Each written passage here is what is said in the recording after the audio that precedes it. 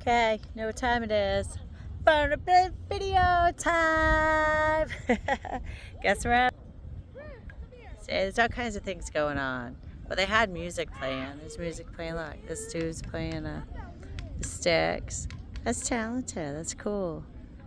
And I'm going to be dancing in a little bit. But I want to come down. I don't think there's anyone playing volleyball yet.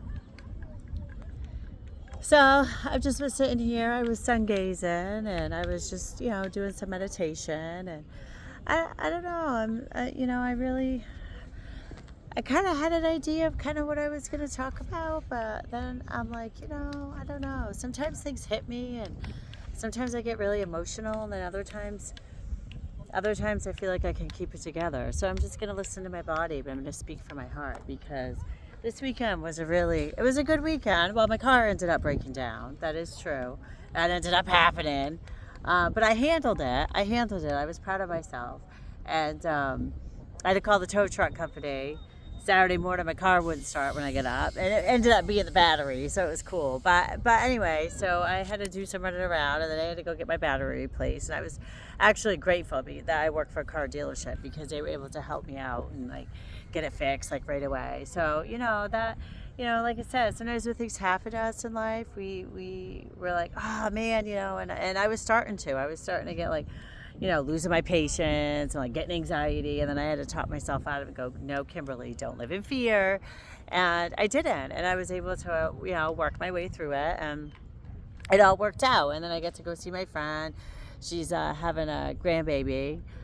So her daughter was having a baby shower. And it was just beautiful. I get to go there, and I get to talk to so many wonderful people. And there was a couple that I met, and they had been together for 40-something years. And it was just great because they're really in love. And lately, that's what I've been thinking about. I've been thinking about that a lot. More so really the importance of self-love.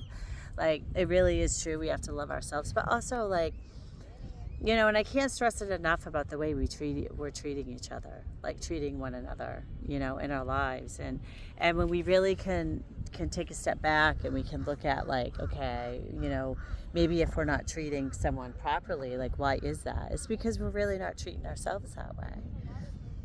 It's really how we feel about ourselves. So I've been thinking about that a lot, because I don't know, I've just been thinking about my first spouse had passed away, and when I was talking to that couple, and they were telling me about the stuff they went through when they were younger. You were showing me pictures of when they were younger, and it was just, I could see the smile that came to their face, because they really love each other.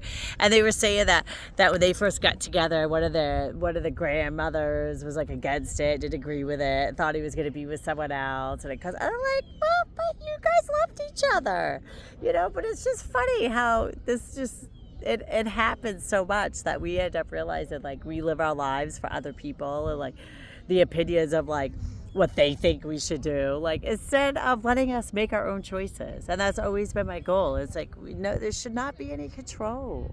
It's whatever works for you. There's no rules. And that's what I said. And it was funny because they said the grandmother had said he didn't understand why he didn't marry that one, and he married her, and she was angry about it. I said, well, baby, because you guys loved each other.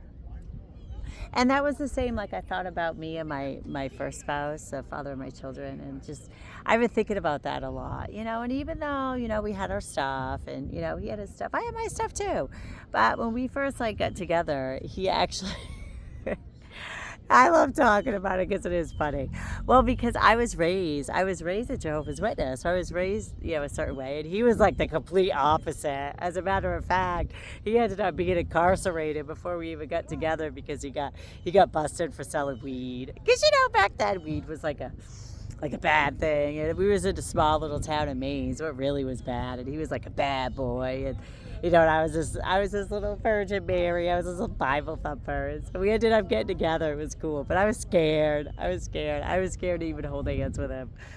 And so anyway, so he would, I think it was 9 months the first time, 6 months or 9 months. And so we would write letters.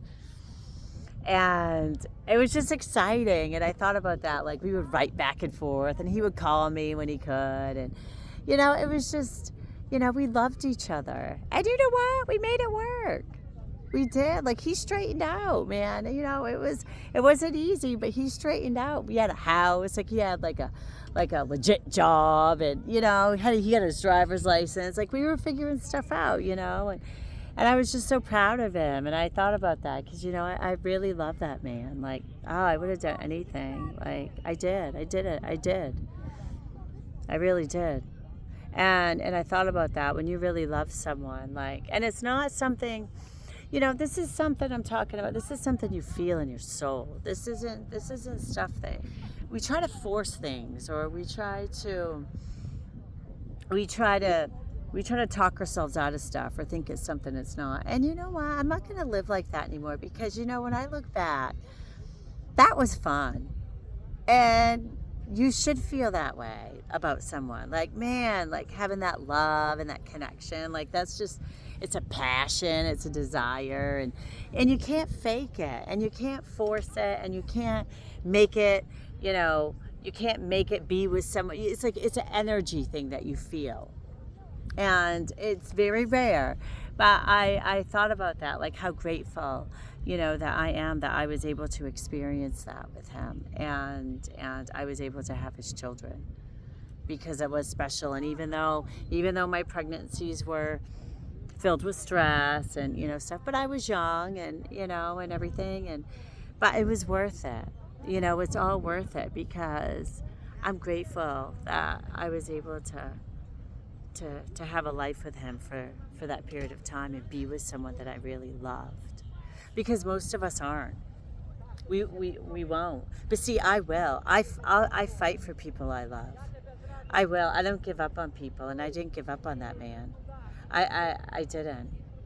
You know, and he didn't give up on himself. You know. Because he did make a lot of changes, and unfortunately, you know, towards the end before he passed, you know, he started getting involved in things that wasn't healthy, and it just, you know, but it's life, and things happen, but, you know, but when I think about, it's love. It really is. That's it. And it's like, this time around, though, I've been able to heal myself enough that I know the feeling, and I'll be able to experience that, but in a healthy love, like being treated right, and it's natural, you know. But I've had to learn how to treat myself right.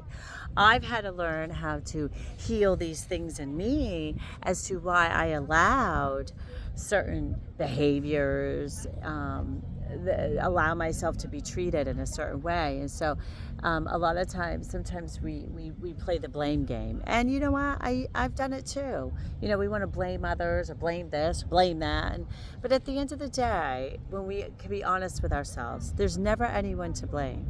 There's not. It all falls on us, because we allow it. And that's the thing. If we can get to the point in our life where we say, you know what, I could take accountability for that. There's no shame in it. There's no shame in saying that you were a good person and you believe the best in somebody.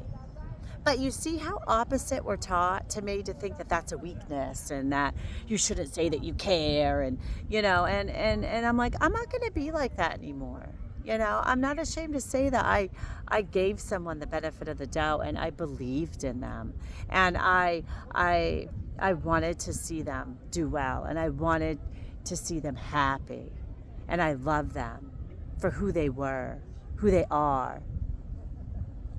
Not saying you're accepting it, because when you love someone, it's not about what that person does for you. It's not about all these fancy things. Like, that's not love.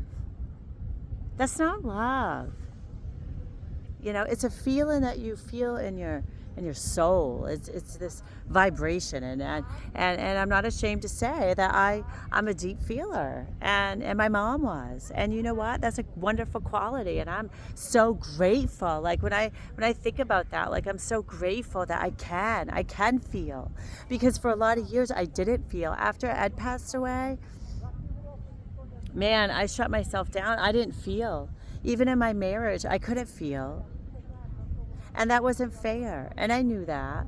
But we try to pretend, and we try to talk ourselves, like I said, make excuses and think that it's okay. And we talk ourselves right into stuff that's not real and it's not really how we feel. And I'm not going to do that anymore.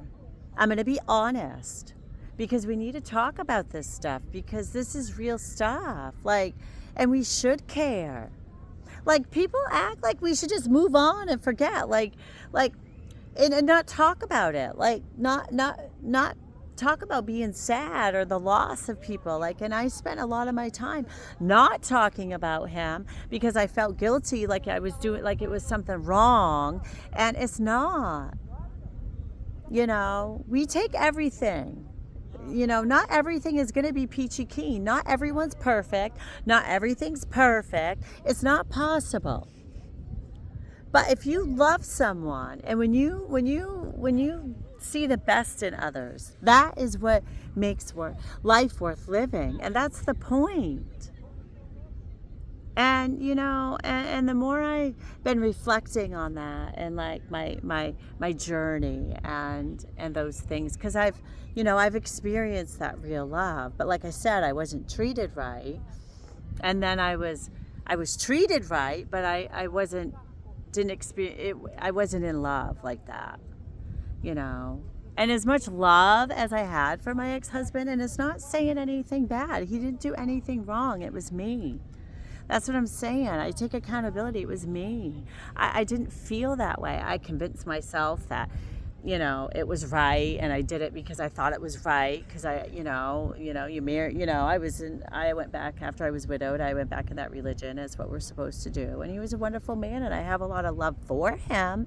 But it's something that you don't force, and I just didn't have that same feeling. So now it's true. You know, I think about that when they say like your third one, and I realize that like this will be my third one, and I'm doing it right.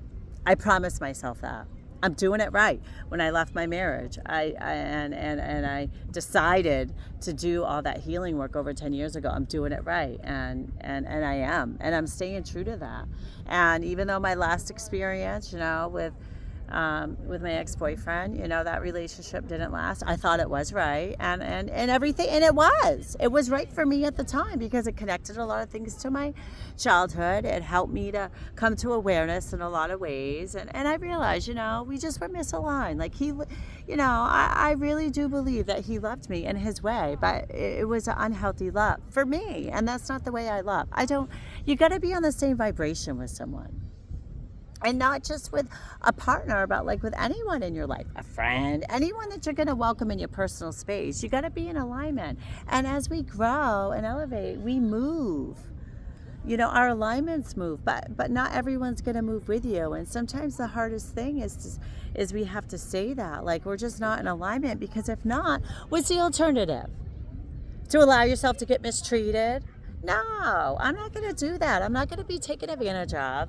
You know, I'm not going to be, you know, and I'm not used to that, because, you know, the way I treat others, I don't do those things. I don't participate like that. Like, I don't treat people a certain way, you know, and so I realized, like, even though, you know, how someone treats me, you know, that's on them. They got to deal with their karma. And I hold people accountable. I'm telling you, accountability, Kimberly, if you come in my space and you mistreat me, you got to deal with that. And until someone takes accountability, that's on you, boo. We keep repeating these same unhealthy cycles, because we're not taking accountability, because we're too proud to apologize. We can't look someone in the face. And there's a difference between apologizing because you got caught and apologizing because you actually know it's the right thing to do and you want to right your wrongs. So, you know, and only we know that individually. And I've had to do that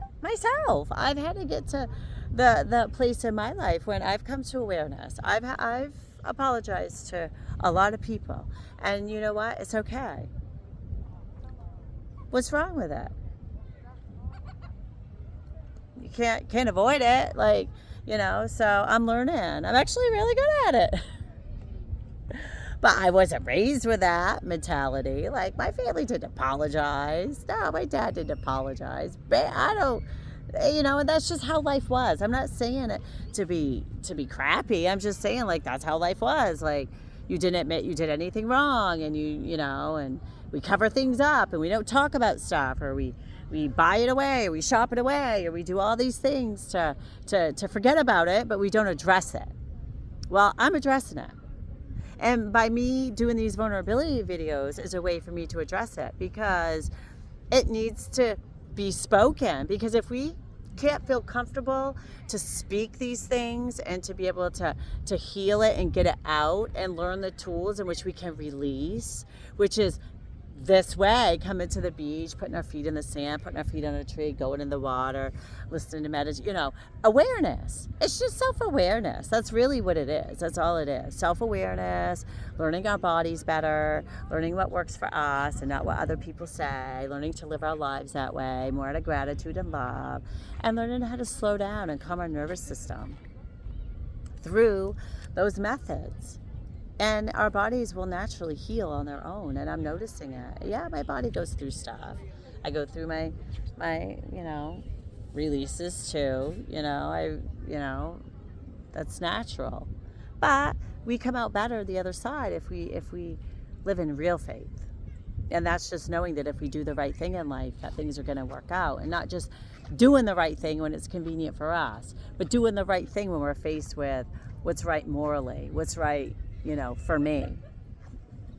Am I gonna give up on what I know is right because, for selfish reasons, or because I want to do something that I know is wrong, but I'm tempted because maybe I get money, or maybe, sex, or whatever it is.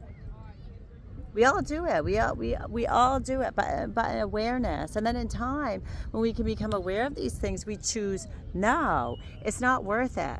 Because I don't want to. Why do that to yourself? You're going to have to face your karma. You know that you're not going to win. What you give out comes back on you. And that's the truth. It may not come back in the same way, but it's going to come back. And if you don't right your wrongs, it's going to keep coming back.